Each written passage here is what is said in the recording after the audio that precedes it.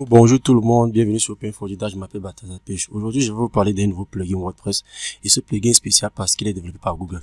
Avant l'arrivée de ce plugin, analyser les performances de son site web n'était pas du tout simple car il fallait généralement savoir jongler entre différents outils pour s'assurer d'obtenir toutes les données liées au trafic, à la rapidité d'affichage, aux différents revenus publicitaires de votre site web. Désormais, vous pouvez tout faire à partir du tableau de bord de votre site WordPress. Pour faciliter l'acquisition de ces informations, Google lance SiteKit by Google, un plugin WordPress tout en un compilé qui condense les données d'audience, les performances du site et des revenus. Vous pouvez facilement, grâce à ce plugin, intégrer de nombreuses autres fonctionnalités de Google, telles que Google Analytics, Search Console, AdSense, PySpeed Insights, Optimizer et Tag Manager. Tout au long de cette vidéo, nous allons voir comment configurer ce plugin et bénéficier des services Google depuis le dashboard de votre site WordPress. Pour l'instant, le plugin est en version bêta et a déjà eu une première mise à jour majeure. Tout d'abord, pour commencer, il faut aller sur le site sitekit.withgoogle.com et lorsque vous cliquez sur le site, vous atterrissez ici, comme vous le voyez. Pour pouvoir télécharger le plugin, il suffit juste des parties, de cliquer sur Get Developer Beta et là, vous descendez plus bas et ici, vous avez deux possibilités, soit cliquer ici sur Download Right et télécharger directement le plugin, soit cliquer sur GitHub et aller sur le site GitHub et télécharger le repos. Et lorsque vous le faites, donc, vous venez sur votre tableau de bord, vous partez sur Ajouter au niveau de l'extension sur votre site web. Vous cliquez sur Ajouter, partez sur votre machine et récupérer le plugin déjà téléchargé comme nous le voyons là au niveau du bureau. Nous avons cette kit là et nous cliquons sur installer. Nous attendons le temps que le plugin puisse s'installer. Et ce plugin vraiment joue un rôle majeur aujourd'hui dans la vie de tout développeur WordPress parce qu'elle permet de compiler comme j'ai expliqué plus tôt. C'est vraiment une merveille. C'est un peu le Graal parce que vraiment avec ce plugin, nous avons eu tellement de solutions à tellement de problèmes qu'on avait avant. Ouais. Après l'avoir installé, nous l'activons. Le plugin est vraiment performant, ça il faut le dire parce qu'il compile à lui seulement 6 services Google. 6 services Google, vous pouvez un peu imaginer. Avant ce plugin, il fallait naviguer et jongler entre différents sites et différents services Google, ce qui n'était pas du tout facile. Et avec ce site, vraiment tout devient facile. Et hop, vous voyez le message qui apparaît là. Congratulations, ce SiteKit plugin is not activated. Start Setup. Là, nous cliquons sur Start Setup directement pour commencer la configuration du site, du plugin depuis notre dashboard WordPress. Et la configuration aussi simple comme nous voyez. Là, d'abord, il faudrait que nous puissions avoir le code client, identifiant client, et nous puissions nous identifier. Après, nous vérifions notre adresse web et nous connectons le site à Google Search Console et nous avons fini l'installation, la configuration sur Frontier ici. Et tout cela s'est fait en un clic. Et n'est pas compliqué du tout. Tout d'abord, pour commencer, nous allons cliquer sur le lien developergoogle.com/web/sitekit. Nous allons récupérer le code OAuth pour venir coller ici et procéder à la première étape. J'ai cliqué là-dessus directement et là je dois choisir l'utilisateur qui est censé récupérer le code pour pouvoir le faire et je me rassure que vraiment c'est le site ici et que c'est l'adresse mail ici. Là j'ai cliqué sur Get ou Zansha et j'attends le temps que ça puisse générer le code et je rappelle que lorsque votre adblock est installé, elle ne peut pas marcher. Donc tout d'abord il faudrait d'abord désactiver votre adblock d'abord pour commencer.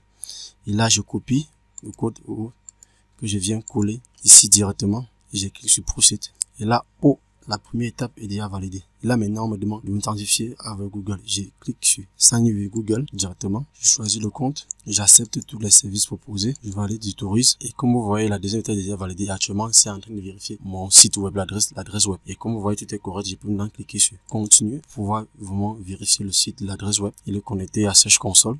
Nous attendons pendant quelques instants le temps que ça puisse vérifier l'adresse web du site. Ils écrivent là, you need to verify your URL for SiteKit. On laisse un peu de temps pour cela. Et là, on nous dit Congratulations. You successful complete the SiteKit setup and connect Search Console. Check the dashboard for more service connect. Et là, donc, alors maintenant, on nous demande d'aller sur le tableau de bord du plugin pour voir tous les services que Google SiteKit nous offre. Là, nous partons sur le tableau de bord. Et hop, nous avons là, on dit congrats on complete the setup for site. Donc, nous avons là, actuellement, le site est déjà connecté à Search Console. Nous avons là AdSense pour vérifier nos revenus. Nous avons là Google Analytics, ce qui est beaucoup plus important. Nous avons là PySpeed Insights qui permet de voir les performances et la rapidité de notre site web, ce qui est tellement important pour tout site internet. Comme nous voyons déjà, nous avons le search funnel, la popularité, et nous avons facilement accès à toutes les données. Tout d'abord, pour commencer, je vais pouvoir montrer comment est-ce qu'il faudrait qu'on puisse configurer le site à Google Analytics parce que avec Google Analytics, elle permet enfin de mieux comprendre comment est-ce que les internautes naviguent sur le site internet AdSense qui permet de suivre les revenus de la page et PySpeed Insights nous permet de vérifier la vitesse de chargement de notre site et de procéder à son optimisation. Et pour cela, ce qui nous intéresse, c'est afin de mieux comprendre comment est-ce que l'internaute navigue sur notre site internet, c'est qui est Google Analytics. Nous partons de connecter au service Google Analytics. Comme vous voyez là, on peut comprendre il y a un problème de serveur interne pour me connecter. Et là maintenant, on me dit hop, tout est correct. Et je clique sur Procède, j'attends. Là, je viens choisir l'utilisateur et je clique là sur Paramètres, les accès non sécurisés. Je choisis encore utilisateur. Bon, ça choisit avant automatiquement. Et là, on nous demande de valider tous les services. J'autorise. Et actuellement, on nous demande de créer notre compte. Je préfère faire un refresh my compte car j'ai un compte lié. Si toutefois, moi, je me trompe, je peux me connecter. On me demande de créer un compte Google Analytics que je vais faire directement puisque je croyais déjà avoir un compte Google Analytics. Mais là, si tel n'est pas le cas, nous allons créer un compte Google Analytics. Je vais juste là, je choisis mon compte. Je m'inscris là. Je mets le nouveau nom du compte qui est Learning. Open for the date. Je viens copier l'adresse du site web. Que je reviens coller là. Ici dit doit partir. Mais Learning. Open for the date.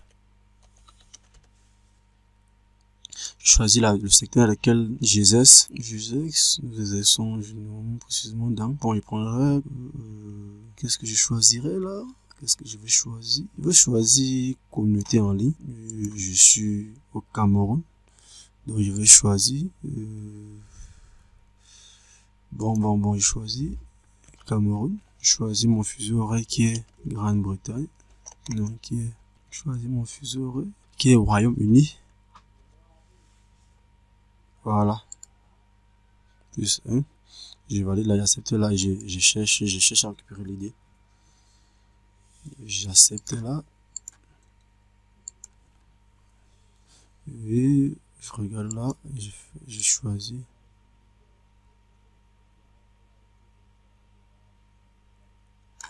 Royaume-Uni. J'accepte les services. J'attends le temps de chargement.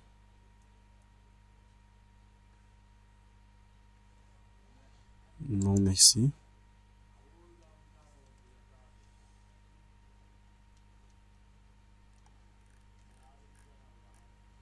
Là, je pense que j'ai déjà quand même créé le compte. Je peux revenir faire un refresh et refetching pour qu'on puisse se connecter à mon compte. Et là, maintenant, mon compte est connecté à Google Analytics. Vous voyez ce qui s'est passé. Ça veut dire que tout à l'heure, mon compte, quand j'étais allé, je pensais avoir déjà créé un compte Google Analytics. Mais là, c'était pas le cas. J'ai créé et vous voyez comment toutes les données sont remplies. Et là, je veux voir toutes les données de mon site. J'ai cliqué sur configure Google Analytics. Et hop, comme vous voyez, mon compte analytique est déjà configuré. Ce qui permet déjà de pouvoir voir une bonne partie des services offerts. Maintenant, je peux maintenant connecter par ici, PySpeed Insights aussi. C'est important parce qu'il est important que je puisse vérifier la vitesse de chargement de mon site et de procéder à son utilisation. On voit ce qui manque et ce qui ne va pas. C'est beaucoup important, il ne faut pas négliger ce point. Et pour Google AdSense, pour l'instant, moi, je préfère encore me réserver parce que tout dépend de la manière avec laquelle chacun gère ses revenus. Donc, je préfère ne pas le configurer. Ce sera à vous de le configurer. Et sachez que la procédure de configuration est la même que tout ce que je fais, que tous les autres services de Google. Il n'est pas compliqué. Je viens là, je choisis le compte sur lequel il faudrait que je configure cela. Qui est là. Je récupère la clé API. Et là, je reviens le coller là. Je procède à la configuration. Et là, vous voyez comment tout a été configuré. Et là, on parle Data Error Speed Insights. Pas correct. Donc, c'est quelque chose qu'il faudrait que je puisse vérifier pour comprendre ce qui ne va pas. Mais déjà, quand même, tout est déjà là. Lorsqu'on est venu aussi au niveau de la page de configuration du plugin, nous pouvons voir les 3 services qui sont déjà connectés. Il y en a encore autres services, tels que Google AdSense, Optimize et Tag Manager. À vous de choisir à voir comment vous pouvez le configurer. Mais une chose est sûre, déjà avec cela, il y a tellement de choses. Et ce plugin apporte tellement de solutions à des problèmes que nous avons auparavant parce qu'avant, il fallait naviguer entre plusieurs services et plusieurs sites pour voir au moins savoir comment est-ce que le site fonctionne, voir les revenus et les performances. Mais aujourd'hui déjà, depuis le tableau de bord de votre site WordPress, vous avez tout cela grâce à Google SiteKit. Et vraiment, c'est performant. C'est pourquoi, comme je disais tout à l'heure, il y a eu une mise à jour de la version majeure bêta. Et c'est toujours en version bêta. Et nous pensons que bientôt, ils pourront le confirmer. Merci d'avoir regardé cette vidéo. Je vous invite à liker et à partager. Et La prochaine vidéo, c'est pour bientôt.